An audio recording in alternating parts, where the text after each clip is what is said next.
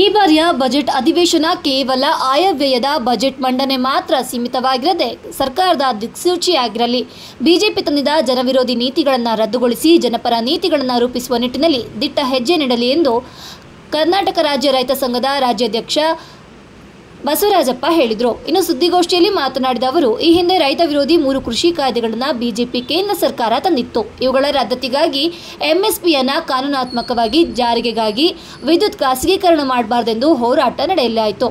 ಇದರ ಪರಿಣಾಮವಾಗಿ ಕೇಂದ್ರ ಸರ್ಕಾರ ವಾಪಸ್ ಪಡೆಯಿತು. ಇದಕ್ಕೆ ಪೂರಕವಾಗಿ ರಾಜ್ಯದಲ್ಲಿ ತಂದಿದ್ದ ರೈತ ವಿರೋಧಿ ಕಾಯ್ದೆಗಳನ್ನು ರದ್ದತಿಗಾಗಿ ಹೋರಾಟ ನಡೆಸಲಾಯಿತು. ಇನ್ನು ಕಳೆದ 25 ತಿಂಗಳಿಂದ ಕಾಂಗ್ರೆಸ್ ಸರ್ಕಾರ ಕೊಟ್ಟ ಮಾತಿನಂತೆ ನಡೆದುಕೊಂಡಿಲ್ಲ. ಇದುವರೆಗೂ ಬಿಜೆಪಿ ತಂದಿದ್ದ ಮನೆಹಾಳು ನೀತಿಗಳನ್ನು ರದ್ದುಗೊಳಿಸುವ ನಿಟ್ಟಿನಲ್ಲಿ ದಿಟ್ಟ ಹೆಜ್ಜೆ ನಿಟ್ಟಿಲ್ಲ ಎಂದು ಆರೋಪ ಮಾಡಿದರು. ಸಿದ್ದರಾಮಯ್ಯ ಸರ್ಕಾರ 7ನೇ ತಾರೀಕು ಬಜೆಟ್ ಮಂಡನೆ ಮಾಡ್ತಾ ಇದೆ. ಅಧಿಕಾರ ಹಿಡ್ಕೊಂಡು 2 ವರ್ಷ ಆಯಿತು. 2 ವರ್ಷ ಬರೀ ಆಶ್ವಾಸನೆಗಳಲ್ಲೇ ರೈತ, ದಲಿತ ಮತ್ತು ಕಾರ್ಮಿಕ ಸಮಸ್ಯೆಗಳ ಬಗ್ಗೆ ಸುಮಾರು ಬಾರಿ ಚಳವಳಿ ಮಾಡಿದ್ದೀವಿ. ಸುಮಾರು 3-4 ಬಾರಿ ಭೇಟಿ ಮಾಡಿದ್ದೀವಿ ಮುಖ್ಯಮಂತ್ರಿಗಳನ್ನು. ಮೊನ್ನೆ ಫ್ರೀ ಬಜೆಟ್ ಮೀಟಿಂಗ್ನಲ್ಲೂ ಕೂಡ ಮುಖ್ಯಮಂತ್ರಿಗಳನ್ನು ನಾವು ಆ ಸಭೆಯಲ್ಲೂ ಕೂಡ ಭಾಗವಹಿಸಿದ್ವಿ.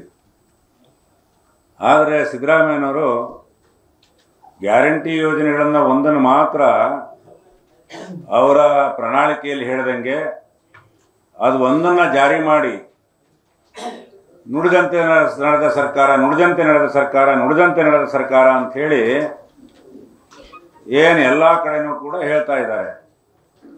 ಆದರೆ ರೈತರ, ದಲಿತರ, ಕಾರ್ಮಿಕರ ಸಮಸ್ಯೆಗಳನ್ನು ಒಂದೇ ಒಂದು ಅಂಶನೂ ಕೂಡ ತೀರ್ಮಾನ ಮಾಡಿಲ್ಲ ಸಿದ್ದರಾಮಯ್ಯನವರು.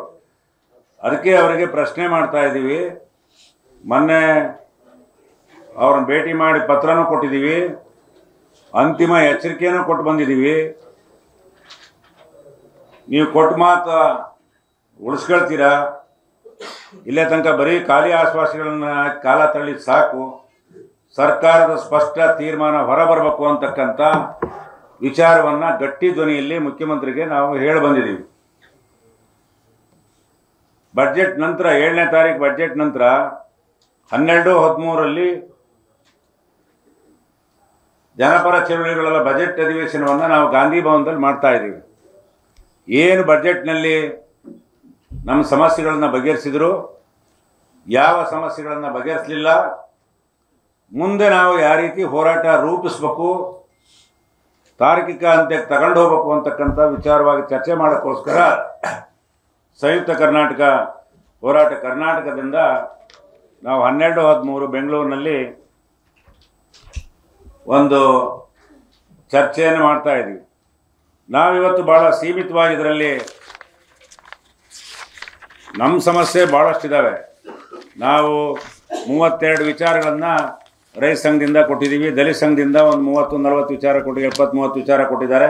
ಕಾರ್ಮಿಕ ಸಂಘಟನೆಯಿಂದ 20-30 ವಿಚಾರಗಳನ್ನು ಅವರು ಬಜೆಟ್ ಅಧಿವೇಶನದಲ್ಲಿ ಅಥವಾ ಅವರವ್ರು ಕರೆದಾಗ ಕೊಟ್ಟಿದ್ದಾರೆ.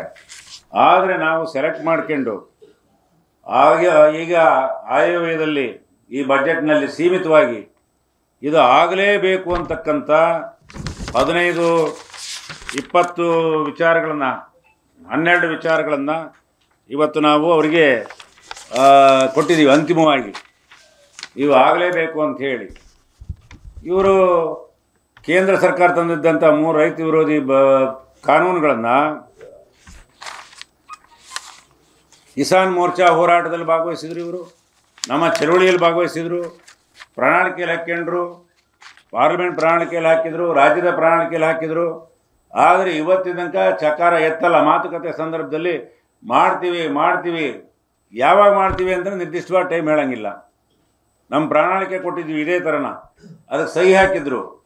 ಆದ್ರೂ ಕೂಡ ಈ ಸರ್ಕಾರ ಮೊಂಡುತನ ಮಾಡ್ತಾ ಇದೆ. ಆ ಮೊಂಡುತನ ಮಾಡಬಾರ್ದು ಅಂತಕ್ಕಂಥದ್ದನ್ನು ಪುನಃ ಮತ್ತೊಮ್ಮೆ ನಾವು ಸರ್ಕಾರಕ್ಕೂ ಕೂಡ ಹೇಳಲಿಕ್ಕೆ ಬಯಸ್ತಾ ಇದ್ದೀವಿ. ವಿದ್ಯುತ್ ಶಕ್ತಿ ಖಾಸಗೀಕರಣ ಮಾಡಲ್ಲ ಅಂಥೇಳಿ ರೆಗ್ಯುಲೇಷನ್ ಮಾಡಿ ಕಳ್ಸೋಕ್ಕೆ ಇವ್ರಿಗೆ ಏನಾಗಿದೆ? ಇವರಿಗೆ ಬರೀ ಅದರೇನು ಖರ್ಚಿಲ್ಲ. ಅದ್ರ ಜೊತೆ ಮತ್ತೆ ಒಂದು ರೈತರಿಗೆ ಮರಣಶಾಸನ ಆಗಿರ್ತಕ್ಕಂಥ ಸ್ವಯಂ ವೆಚ್ಚ ಯೋಜನೆ ತಂದಿದ್ದಾರೆ.